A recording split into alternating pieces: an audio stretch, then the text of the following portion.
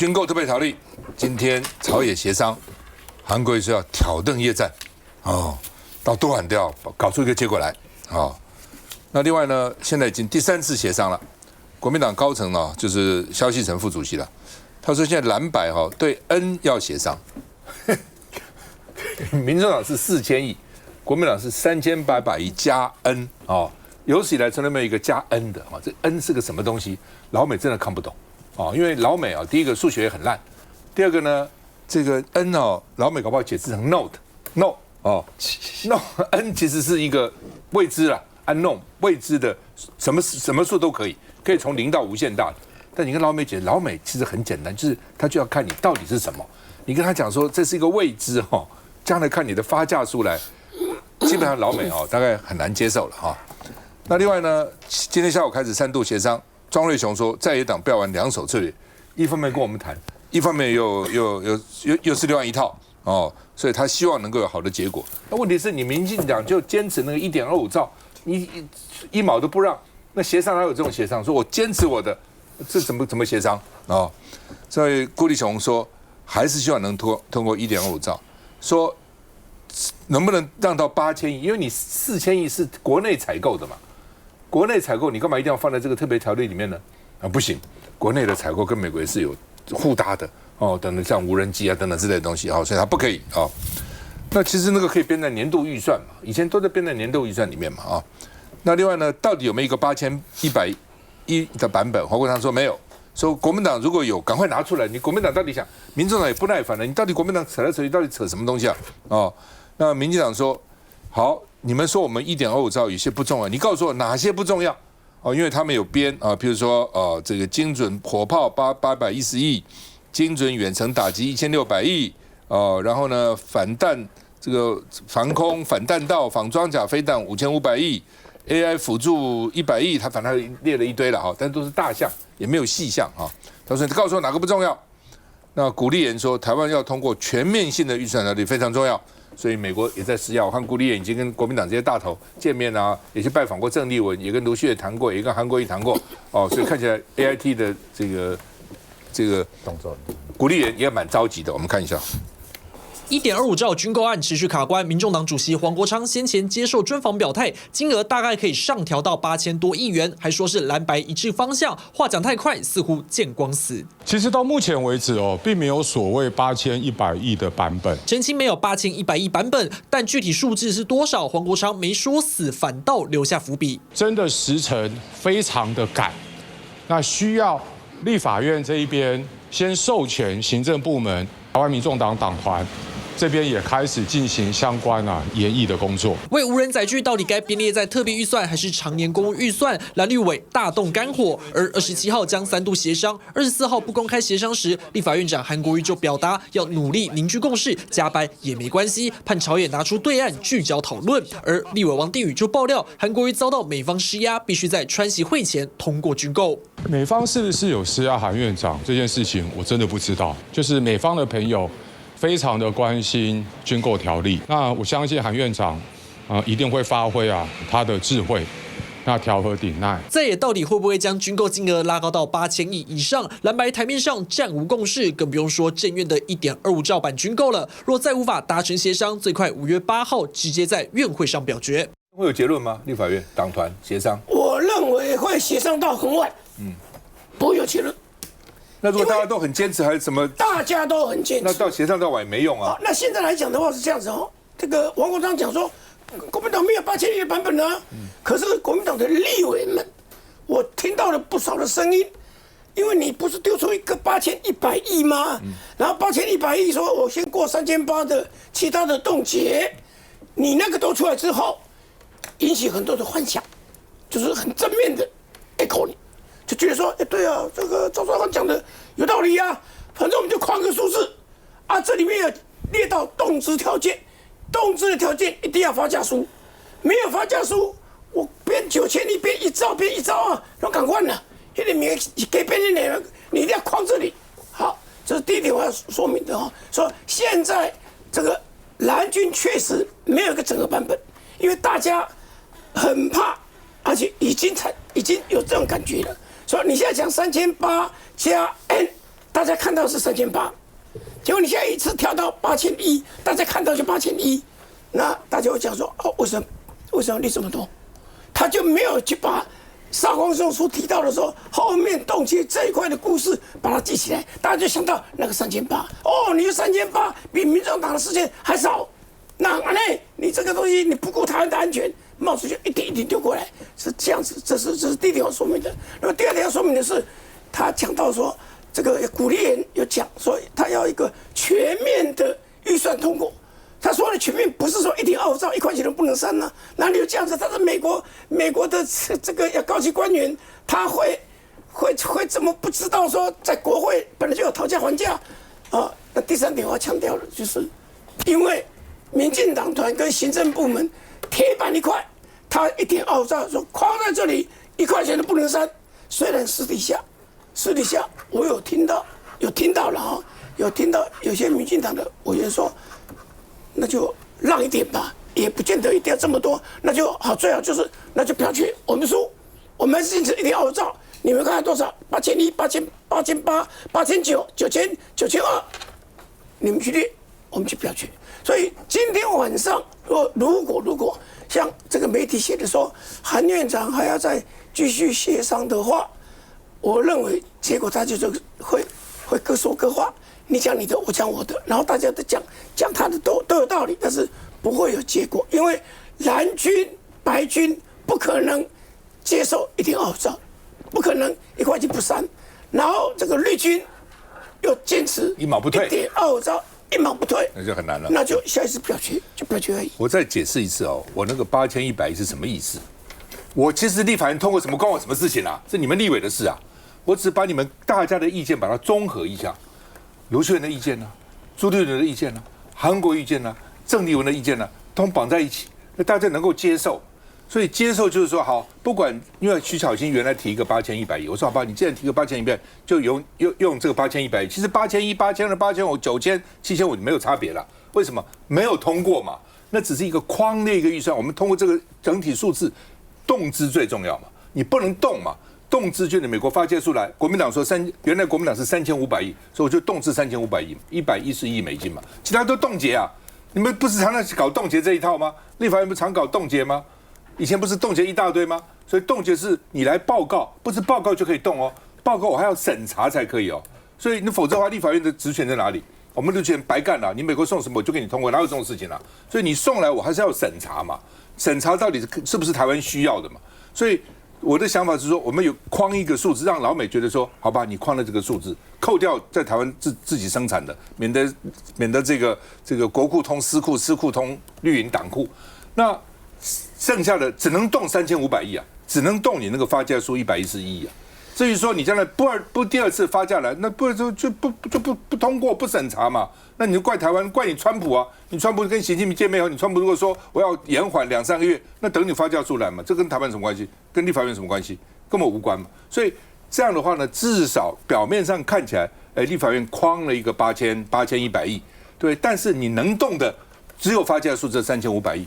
我觉得我提的案子，我觉得已经是，你说都不给他过也随便你啦。但是呢，你也可以讲各种理由啦，台湾不需要啊，这个不推动战争，不需要这随便。但如果你要给他过，你本来就要给他过3500亿嘛，所以我只准你动3500亿嘛，其他就冻结嘛，冻结是没有过啊，发价出来再说嘛。那这样的话呢，至少大家的意见也都涵盖在这里面，也不要说国民党里面有什么3个意见、4个意见、5个意见等等，那老美又觉得说 N 是什么 N 是什么？去看你们民众党到底怎样？现在最大问题出在2个啦。一个就是民进党开始狮子大开口，1.25兆是多少？我用个最简单的对比哈，蔡英文执政同样是民进党的，当了8年的总统，他8年提出来的国防的这个预算特别预算里面还不到1兆，现在赖清德刚上来，第2年都还没满呢，狮子大开口提了个1.25兆，那会影响国内多少的这个基础建设，多少这个社会福利？第2个是更严重的，你连内容都不清楚。特别里面是很多是国内采购的啊，我们就讲得很清楚了，这个事情是有解的。第一个，你金额不要这么大，而且你要非常具体，甚至很明确。美国花价数过来，你之前有1100亿，110亿的美金的，你都已经在你战争部的国土安全署你网站上面都有了，所以当初民众党才会提的这个4000亿出来嘛。你很具体的我们就给你。那你现在如果有新的发价书，你要像赵大哥讲的8100亿，甚至到9000亿都给你。可是有个地方一定要坚守住的，如果是国内采购，之前浪费那么多，弊案已经那么多了，为什么要给你？我相信人民也不会同意这4000亿啦。好，所以非常具体。第一个没有什么，你讲1.25兆，你就1毛都不能砍。没有这个事情，这是第一个。第一个，你把这个内容拿出来，美国很清楚的，我们就给你。所以国内那个4000亿不可能给你，那这样就有共识啊。我们讲的都很有道理，对不对？我相信一般的民众也赞成这个嘛。所以你说会不会协调，会不会协商？今天如果挑灯夜战，能不能有结果？民进党只要接受这个版本就可以了。那我知道民进党不会让。好，那后来状况会怎么样？到后来是表决嘛，就送到议会去表决嘛。过的会是哪个版本？我跟大家预测，就是赵大哥讲的嘛。8000亿，甚至8100亿，或者是9000亿有可能，因为它是一个最重要的折中值，到目前为止，应该就是美国提出来很具体的东西嘛，这个才是真正的正解了。美国就算提出来发价书，比如说110亿、3500亿，不表示立法院就是通过呢，他要审查，立法院一定要审查，认真审查的，该删的还是要删嘛。本来立法院职责就是这样，否则立法院白选了，选他出来干什么？休息再回来。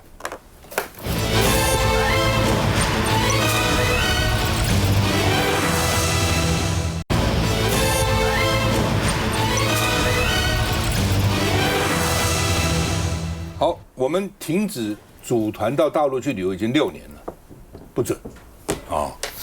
那之前呢？那怎么办呢？有2种方式，一种就是像这次台中这个12个亲友哈，比如我们现在在座6个人，我们再找6个，我们就自己组一个团，然后就跟政府讲，这叫做亲友自己团，不是旅行社的团，政府就不管了，亲友我们自己嘛。哦，那这个还好，因为他还会买一些台湾的保险。一种不是更便宜的，是我在台湾根本不参加团，到大陆参加团，大陆旅社因应他在大陆会招啊，很多台客到大陆就组一个团，那就惨了，保险都没有，真的出事，你就到大陆就要他赔，那可麻烦死了。那明明知道大家这样做，那政府就睁一只眼闭一只眼。哦，我们现在没有团了，没有团，怎么没有团呢？哦，真是可恶，很无聊了。哦，那现在呢，这个甘肃团这里面还有2个警察，还高阶警察。还不是一般的小警察哦，国台办说他会积极协助善后，要调查事故哦。然后有2个高阶警察受伤哦，所以呢，苗栗县警察局的苗栗分局派出所巡佐兼所长一个所长，还有台中市警察局的警政监哦也不小哦，这2个。那苗栗县政府他们是说有报哦，政府知道没有偷偷去哦。那另外呢，说现在只剩下政治宣示的意义了，因为实际上没有嘛，哦，因为呢6年一进就是6年，哦，那我们看疫情之前有404万台湾人到大陆去玩，现在已经到323万，就恢复80%了，最低的时候只有12万，所以已经这么多人去的，你还不准组团，哦，那你为什么不给台湾人多一点保障呢？为什么不给台湾的旅客多一点保障呢？而且你可以组团，你这个集体力量可能谈判力量就比较强啊，等等。你要大家各自为政哦，这个像一盘散沙。所以呢，王宏威就说，政府不要因为政治理由影响民众的保障嘛，哦，而且呢，现在变成变形团。我刚刚讲到大陆不能组团，不能组旅行团，但变成一个变形团，所以政府埋在沙堆里面哦。那现在本来这个郑丽文回来不是说要开放这个一些希望有些航点能够直飞吗？那民航局说急什么？现在的使用率只有55%，哦，而且呢，这个已经开放了28个航点，哦，所以呢，15个固定定期航班，13个有包机，年节要包机也可以，没有用完呢，哦，这东西啊，就是说，你很多时候是当你班次少的时候，大家就不做了，你班次够的时候才会做，这是鸡生蛋，蛋生鸡了，哦，就是个恶性循环的问题了啊。那梁文杰说呢，这些航空公司日韩航线比较能够赚嘛，所以要尊重航空公司意愿。对啊，我觉得尊重航空公司意愿，你就开放嘛，航空公司意愿申请就申请嘛，那你政府有没有管他呢？要不然你民航局核准呢？看一下。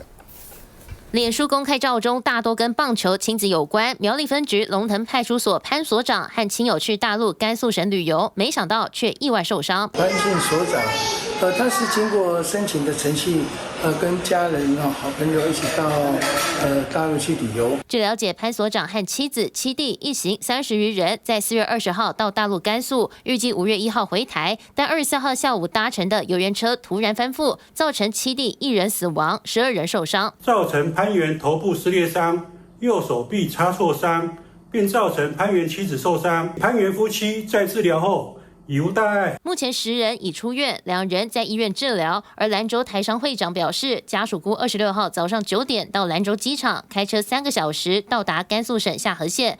台北市旅行商业同业工会也成立紧急联络小组，让旅客获妥善照顾。而观光署表示，这个旅客亲友自主团体是交由喜鸿旅行社承办，亲友组团适用旅行社的定型化契约，旅行社依规定投保旅责险。旅客在晚上9点半左右急救无效，所以往生的。然后有3个伤势比较重。专家分析，去中国大陆有30%的人是旅行社操作的参访团，或是导游个人以赖互救后，以自由行名义入境，再和当地的地接旅行社集结成团出游。万一在当地出意外，靠带团者将消息传回后，寻求海外医疗救援，这样依旧有风险。意外不仅让旅游蒙上阴影，也引发社会对自主团旅游保障的关注。来，向龙，可怜啊，可怜的台湾人。就是只能够用这种的最不保险、偷偷摸摸的方式，然后呢去自己想去的地方，尤其是自己的故国河山去旅游，然后呢出了事了之后，你还会听到一些嘲弄你的声音，你活该。好，这种的旅游的安排，今天大陆的统计说，去年大概400多万台湾人去。台湾统计300多万，不管怎么样，这个是大概已经快回到呢疫情前。那现在在台湾的市场里面，你说民进党陆委会知不知道？我相信你们一定都知道这种的情况。你不可以组团，台湾的旅行业痛苦的要死，一直在萎缩。台湾的游览车业呢，游览车几乎呢全部都已经转行了，游览车司机呢成为自杀率最高的行业之一。大家呢到了大陆了之后呢，有的是在台湾呢有默契的化整为零，去那个地方大家在一个团行动。有的呢是去那个地方，台湾跟对方的旅行社，两岸旅行社对接，其实甚至于是呢台湾旅行社的分公司，我这边呢用个人游的去了之后呢，在那边呢我成立了旅行社呢去组团，都有。这些呢其实对所有的参加者来讲都没有保障。但是现在去新疆、去甘肃的人这么多，过去2-3年前，台湾呢充满了那种呢，觉得呢甘肃呢是种族这个新疆呢是种族灭绝，新疆呢是这个呢要强迫劳动，新疆是多么黑暗的地方。你现在看到的网络上面对于新疆呢开门了之后，你看到的新疆的所有的报道，尤其国外的报道，全部呢都翻转。但是台湾人去新疆竟然呢这么的不保险，这么多人呢去大陆，你想他们去干嘛？他们真的都是自己去的吗？除了商务客，除了呢少部分的这些呢个别的旅客之外，我碰到的去新疆去甘肃这种地方，你认为他是自由行，自己自驾开着车，有几个？我跟你说，只要去这种的风光明媚的，过去一直想去没有去的地方，去的几乎都是团。那个团是怎么组的，你不知道吗？剩下的还有更多的台湾人，现在出门了之后要转机的时候，以前的台湾曾经想要把我们的中正机场，记不记得马英九要卸任前的时候，要把中正机场打造成了亚太的转运中心，但是很抱歉，现在亚太转运中心是在大陆。太多的台湾的旅客现在出门了之后，先飞大陆，飞大陆干什么？飞大陆转到哪里都方便。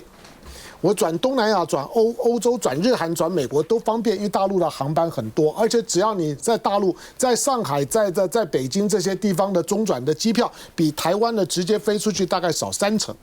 你转不转？转呢？很多的转机都是这样子转，在过去什么还东京转机，香港转机没有，现在呢直接飞大陆，尤其现在呢北边有乌克兰的战争呢，南边呢有波斯湾的战争，2条线都不能飞了，很多呢欧洲的航线呢都停飞了，因为呢对他来讲油费太贵了，他找不到航线，只有呢中国大陆呢飞中亚出去的这条航线呢直溜溜的往欧洲走，这些我们陆委会不知道，我们的外交部不知道，我们的观光局不知道，你骗谁呢？你其实就是装没看到而已，装瞎。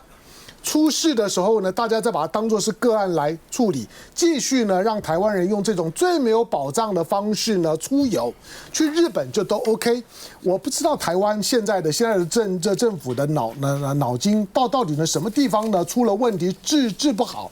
今天只要牵涉到美国跟日本的，不管什么东西都可以进口的进。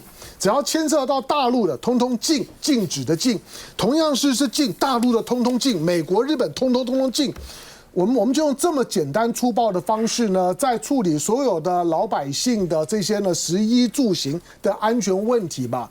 为什么呢？今天呢不会有人呢去谈马铃薯的问题，谈所有的这些问题？你有听赖清德的认真的谈过这些事吗？没有。但是今天呢，两岸的问题呢，明明呢进去就可以解决。老实说，今天如果说大陆方面没有呢，在台湾的周围呢做所谓的飞航情报区，北边是上海情报区，南边是香港的飞航情报区，为什么台湾飞出去了之后没有做文章？可是呢，却是呢在模拟西斯，在塞西尔，在呢在这个所谓的马达加斯加去做你的所谓的飞航情报区？为什么？因为两岸直航啊。两岸直航的关系，我如何去做你的飞航情报区？两岸直航是两岸之间减少各种海空交通相互杯葛的最好的方式。其实我们在各种两岸直航当中做各种的限制，你开了之后呢，台湾的航空公司要不要开哪一条航线，要不要包机，让他自己去决定，这么简单。你要把对岸所有的动作呢都当作恶意呢，当然会非常的辛苦。好，最后呢，我们倒回来，刚刚呢在谈到有关于军购的部分，我不能够呼吁在朝的，但是我呼吁在野党冷静一点。为什么一直跟着魔鬼的音乐跳舞？你有没有看到呢？距离我们非常远的秘鲁呢，原来呢采购了24架的美国的 F-16的 Block 70，就是我们现在采购的 F-16，他的总统把它 turn down， 结果呢，他的国防部长、他的外交部长请辞下台。他为什么turn down？是我们的哦，我们现在号称最先进的南美洲的秘鲁，如果买了那批，它大概是南美洲最强的空中武力，他不买了。基本上面每一个国家需不需要那个武力的时候，不是人家塞给你，你就要照单全收。明明知道之前呢来过台湾的一批的美国的参议员，来过的一批的美国众议员，我们的外交部有没有认真的跟我们的立法委员、跟韩国院长呢简单的报告一下，这几个参众议员是来干什么的？他们的选区里面哪一家呢军火商呢最活跃？他们不就是台湾采购的军火的军火商，请他们来兜底的，请他们来赶快在你们卸任前，你们要竞选连任前，赶快呢把我要收的货款赶快呢交出来。那些呢都是来逼台湾买台湾呢用不到的军火。这些的军火会给台湾安全吗？认真呢再想一想，台湾为什么没有人？我不知道朝野的政党没有一个党，没有一个立法委员是站出来说呢，我反对军购，我反对呢买美国的那些的军火，好像只在价格上面装腔作势的讨论。我坦白说，我反战。我认为的那些的军购都有问题。认真看看这些品项的时候，为什么没有人发出不同的声音？为什么都没有人发出不同的声音？我不要买，1毛都不买。一开始我们就定调的就3000+1了。这是党部了，真的是中央党部的。这个是已经讨论过，内部有讨论过。以前曾经有这个声音的，在立法院就是李敖啦，对不对？但是我们做美国看门狗，给个骨头还要付钱。对。可是这个现在在整个国际的情势里面，还有两岸这个关系里面，我记得现在在野立委对，然后相当有一点压力太大。北京为什么不说他不打台湾？我觉得比如说美国太平洋司令说，2027老共会打台湾，2030会打台湾，2035会打台湾，打台湾一定打台积电等类似啊，老共一句话都不讲。你就说不能讲，说没有啊，我们不会啊。你一方面说台湾不该买武器，一方面每天说我不放弃对台湾使用武力，大陆不能表个态吗？不能稍微温和一点吗？非要这样凶巴巴对台湾吗？我认真想过主持人的这个问题。你说，当然我不能代表大陆任何人发言，我只觉得身为台湾人，想想看，今天的川普去年说他绝对不会参与任何一场战争，今天他打遍全世界，大家仍然抱着他的大腿。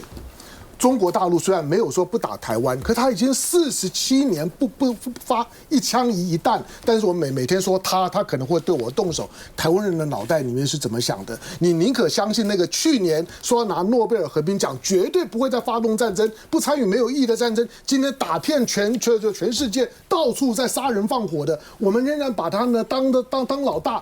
台湾人真的呢是有病！你在美国面前，在一个小小的鼓励岩。一个小小的鼓励岩面前，几个党好像在争宠一样，在争先恐后，在鼓励岩面前说呢，我比他更忠心，我愿意怎么样？台湾是丢人现眼还不够嘛？为什么动不动就被美国绑架？香农，你错了，我也不相信川普，我相信赖志宝也不相信川普，台湾也没有几个相信川普，两回事情。我相不相信川普？就算大陆习近平说我不打台湾，你完全相信他吗？也不很难讲嘛，当然，兵不厌诈。但是至少表个态吧。当然，你每天说中国人不打中国人，所以我讲说，只要台湾不宣布独立，你不能宣布说台湾不独立就是中国人嘛，就是中国人嘛，我就不打，一句话不能讲吗？所以你这边都不讲话，所以川普才逼的，或者美国逼的台积电要签呐，要迁走，你就眼睁睁看台积电迁走，然后把台湾掏空，那你大陆什么意思呢？不能讲话吗？不能对他们表示一个好感吗？你只要不赌我就不打你，你赌我就打你，这句话不能讲吗？也不讲，哦，所以呢，我是不懂说，当然说跟在美国压迫下买武器，但是为什么会这样？你大陆反对美国卖我们武器，你不能说你不打台湾吗？不能说吗？休息再回来。